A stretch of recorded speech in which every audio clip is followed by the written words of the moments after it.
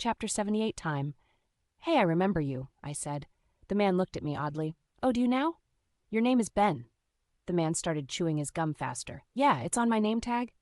I was the unicorn you sent to the ride. He squinted. Nah, don't remember you, but then again I've taken hundreds more lately than most, so I'm sorry you don't ring a bell. I had red hair. My name was Vita. Oh yeah, the quiet one. Looks like you're more talkative now, at least. Okay, Vita the talker. Who's this quiet fella? Your brother, if memory serves me right, you had one. He pointed his thumb beside him, taking in a bite of the food with the gum in his mouth toward Colt. Colt sat there looking straight at me. I'm her husband. The man laughed, patting Colt's back with his strong hand once. Colt's body barely moved. Sorry about that, kid. Then the man looked at Henry while taking another mouthful, sauce finding its way into his beard. So why am I here, Henry? Something need fixing for these two. Henry had finished his plate, and I hadn't even noticed. In a sense, now that you remember Vita and met Colt here, I'd like to introduce you to your granddaughter, and a sense your grandson/grandson-in-law.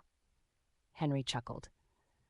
The man kept eating from his plate, finally stopping to speak once the plate was empty. So that's what's going on now.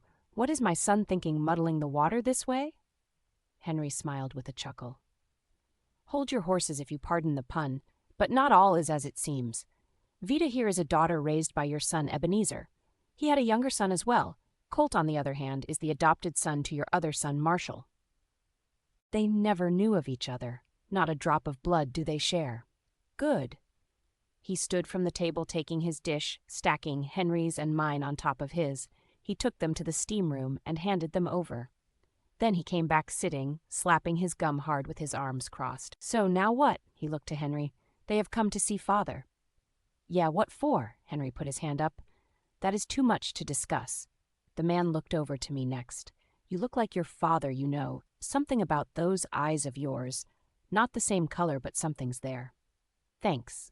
Ben, there's something I want to tell you. He straightened himself as he interrupted me. Ben doesn't seem to fit you to say alone. Perhaps Grandpa Ben is better. He somewhat rolled his eyes. I didn't feel very comfortable calling him anything other than Ben, really.